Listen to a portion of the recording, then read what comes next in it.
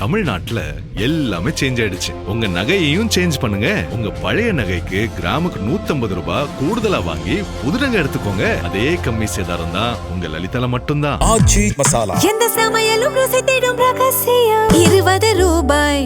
ஹாலிடேஸ்னாலே அது நம்ம ஜிடி ஹாலிடேஸ் தான். GT Holidays, South India's #1 travel brand. You know you are special when you're with GT Holidays. அறநிலையத்துறையின் அசையும் மற்றும் அசையா சொத்துக்களின் வருவாய் அதன் புனிதமான நோக்கத்திற்கு மட்டுமே பயன்படுத்தப்படும் அப்படின்னு ஆளுநர் உரையில இடம்பெற்றிருக்கு. இந்த கருத்தை பார்க்கும் பொழுது அறநிலையத்துறையே இருக்கக்கூடாது அப்படின்னு சொல்ற பாஜகவுடைய குரலாகத்தான் தாவேக அரசும் சொல்லுதா அப்படிங்கிற சந்தேகம் எங்களுக்கு வருது. பாஜகவும் வலதுசாரிகளும் சொல்றது இதுதான். அறநிலையத்துறை பள்ளி கல்லூரிகளை நடத்தக்கூடாது, அறநிலையத்துறை பள்ளி கல்லூரிகள் நடத்தக்கூடாது அப்படின்னு சொல்லிட்டு இருக்கிறாங்க. இதுக்காக வழக்கும் தொடர்ந்து இருக்கிறாங்க. இந்த நிலைப்பாடு திருமண மண்டபங்கள் வணிக வளங்களோடு நிற்குமா, இல்ல கல்வி நிறுவனங்களுக்கும் இந்த கண்டிஷன்ஸ் அப்ளை செய்யப்படுமா? மாண்புமிகு அறநிலையத்துறை அமைச்சர்கள். மாண்புமிகு பேரவை தலைவர் அவர்களே, மாண்புமிகு தமிழ்நாடு முதல்வர் அவர்களே, அறநிலையத்துறையை பொறுத்த வரைக்கும் கோவில்களின் வருமானம் கோவில்களுக்கான கோவில்களில் வரக்கூடிய பக்தர்களுக்காக செலவிடப்படும் என்பதை நம்முடைய ஆளுநர் உரையில் இடம்பெற்றதுதான் அதோடைய சாராம்சம். இன்னொன்று, சமீபத்தில் வெளியிடப்பட்ட திருமண மண்டபங்கள் மற்றும் வணிக வளாகங்கள் அந்த பணிகள் துவங்கப்படாத பணிகள் நிறுத்தப்பட்டது என்பது இந்த பணிகளை பொறுத்த வரைக்கும் நாம் ஆராய்ந்த வரைக்கும் அந்த கோவில்களில் பொதுமக்களுக்கு தேவையான அடிப்படை வசதிகள், பொதுமக்களுக்கு தேவையான தங்குமிட வசதிகள், பொதுமக்கள் பக்தர்கள் வரப்போது அவர்களுக்கு தேவையான அடிப்படையிலான கழிப்பறை வசதிகள் போன்ற இந்த வசதிகளை மேம்படுத்துவதை காட்டிலும் இவர்கள் கமர்ஷியலாக கோவில்களுக்கு திருமண மண்டபங்கள் கட்டுவதிலும் வணிக வளாகங்கள் கட்டுவதிலும் அதன் மூலமாக வருவாய் ஈட்டுவதை மட்டுமே குறிக்கோளாக வைத்துக் கொண்டு இந்த திட்டங்களை துவங்கியதன் காரணமாக மேலும் அதன் மீது பல்வேறு நீதிமன்ற வழக்குகள் ஸ்டே ஆர்டர்ஸ் இருப்பதனால நாம் அதையெல்லாம் ரத்து செய்து அறிவிச்சிருந்தோம். இதற்கு ஒரே ஒரு உதாரணமாக எந்த அளவிற்கு கோவில்களை கமர்ஷியலாக மாற்றுவதற்கு கடந்த ஆட்சி காலத்தில் முயற்சி செய்து கொண்டிருந்தார் என்பதற்காக ஒரே ஒரு சிறிய உதாரணத்தை மட்டும் சொல்லிடுறேன்.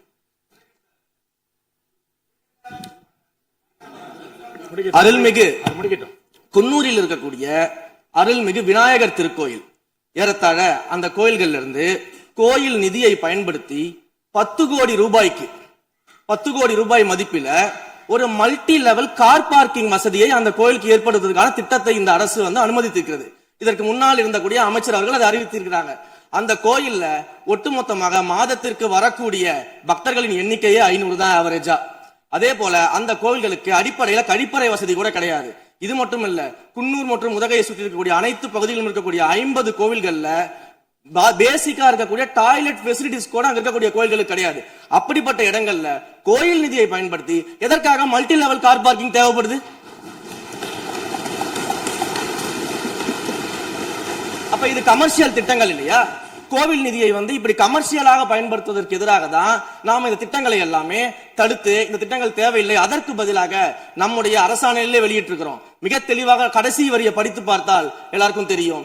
இந்த கோவில் நிதியை பயன்படுத்தி கோவிலும் பக்தர்களும் பயன்பெறக்கூடிய வகையில மாற்று திட்டங்களை உருவாக்கும் வரியை நம்ம மென்ஷன் பண்ணியிருந்தோம். எந்த இடத்திலையுமே மக்கள் பயன்படக்கூடிய கல்வி நிலையங்களையோ இல்ல இது போன்ற மருத்துவ வசதிகளையோ நாம செய்து தரமாட்டோம்னு சொல்லல. இன்னும் சொல்ல போனா கடந்த 5 ஆண்டுகள்ல ஒன்றிய அரசின் நிதி உதவியோடு பழனியில பாத்தீங்கன்னா ஒரு சித்த மருத்துவமனை கட்டுவதற்கான நிதி உதவியை ஒன்றிய அரசு தருவதற்கு தயாராக இருந்தது. ஆனா கடந்த ஆட்சியில அந்த திட்டத்தை அப்படியே கிடப்புல போட்டுட்டு கேட்டா ரெக்கரிங் செலவை எங்களால ஏத்துக்க முடியாது அப்படின்னு சொல்லி கிடப்புல போட்டு வச்சிருந்த இந்த திட்டத்தை நாம இன்றைக்கு கையில் எடுத்து அதை துவங்குவதற்கான ஆய்வில் இறங்கியிருக்கிறோம். அப்ப எந்த இடத்திலையுமே மக்கள் பயன்பெறக்கூடிய திட்டங்களை நாம தடுக்கவும் இல்லை, நாம யாருக்கும் பி டீமாக இருந்து வேலை செய்ய வேண்டிய அவசியமும் இல்லை. கோயில்களின் நிதியை ஒரு காலமும் கமர்ஷியலாக பயன்படுத்த வேண்டிய அவசியமும் மாண்புமிகு தமிழ்நாடு முதலமைச்சர் தலைமையிலான தமிழக வெற்றி கழகத்தின் ஆட்சிக்கு தேவையும் இல்லை. மாண்புமிகு உறுப்பினர் சேகர் பாபு. மாண்புமிகு பேரவைத் தலைவர் அவர்களே, இந்து சமய அறநிலைத்துறை கொடைகள் என்ற ஒரு சட்டம் இருக்கின்றது. அந்த சட்டத்தில் விதி 69 என்ற குறிப்பிடப்பட்டிருக்கின்ற அந்த பணிகள் சட்ட விதிகளுக்கு உட்பட்டு சட்டத்தின் 36 பிரிவிலிருந்து தான் இந்த பணிகள் மேற்கொள்ளப்பட்டன. குறிப்பாக ஏதோ அமைச்சரே முடிவு செய்து திருமண மண்டபங்களையும் வணிக வளாகங்களையும் ஏற்படுத்துவதற்கு உத்தரவிட்டதாக மாண்புமிகு அமைச்சர் அவர்கள் அவைக்கு உண்மைக்கு புறம்பான தகவலை தந்து கொண்டிருக்கின்றார். ஒவ்வொரு திட்டங்களும் அன்றைய காலகட்டத்தில் இருந்த சட்டப்பேரவை உறுப்பினர்களுடைய பரிந்துரையின் அடிப்படையில் சட்டப்பேரவை உறுப்பினர்கள் கேட்டுக்கொண்டதற்கு அடிப்படையில் தான் அனைத்து திட்டங்களும் அந்த காலகட்டங்களில் கொண்டு வரப்பட்டது.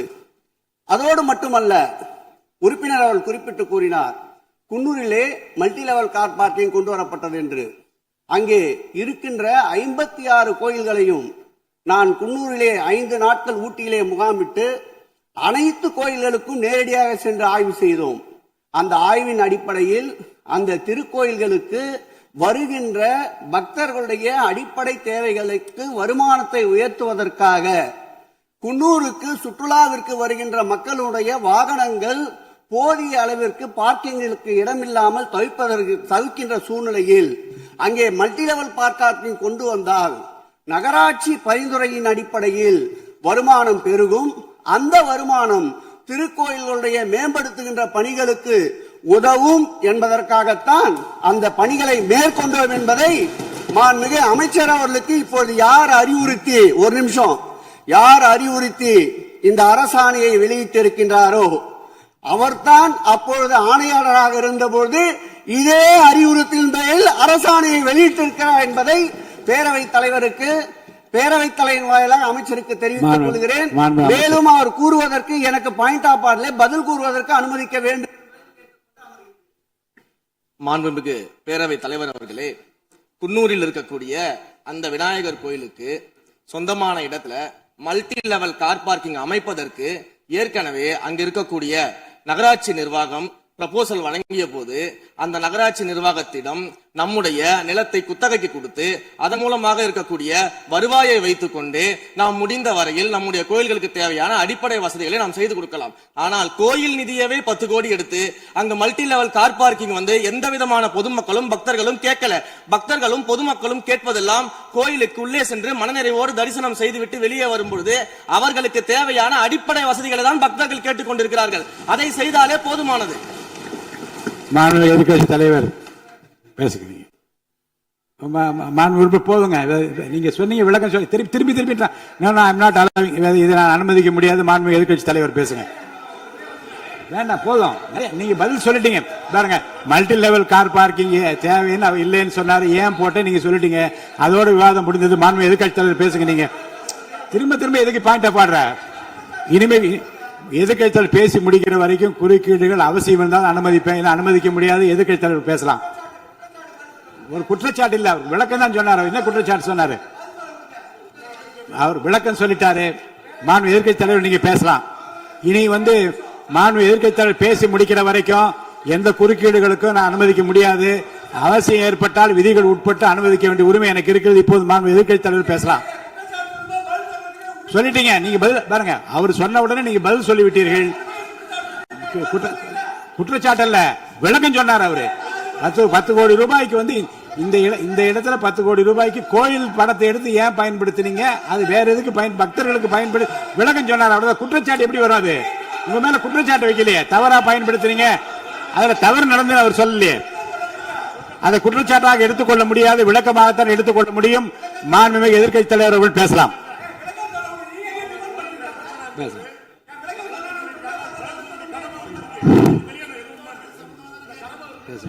அவை முன்னவர்.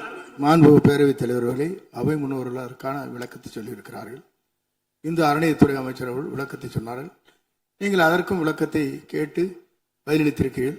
மீண்டும் அவர் சொல்வதற்கெல்லாம் பதிலளிப்பதற்கு அவை நேரமில்லை. மாண்பு எதிர்க்கட்சி தலைவர் அவர்கள். மாண்பு பேரவைத் தலைவர்களே, முன்னாள் அமைச்சர், அறநிலையத்துறை அமைச்சர் அதற்கான சரியான விளக்கத்தை கொடுத்திருக்கிறார். இப்போ இருக்கக்கூடிய மாண்பு அமைச்சர் அவர்களும் சில விளக்கங்களை கொடுத்திருக்கிறார்.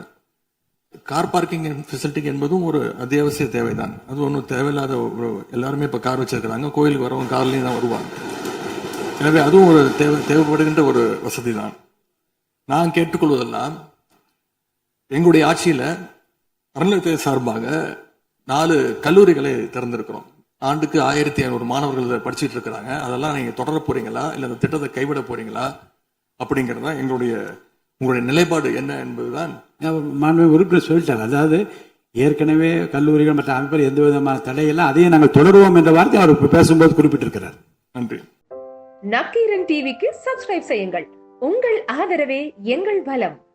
ஆசிரியர்களுக்கு நண்பனாகவும் மாணவர்களுக்கு ஆசானாகவும் திகழும் தேர்வு வழிகாட்டி.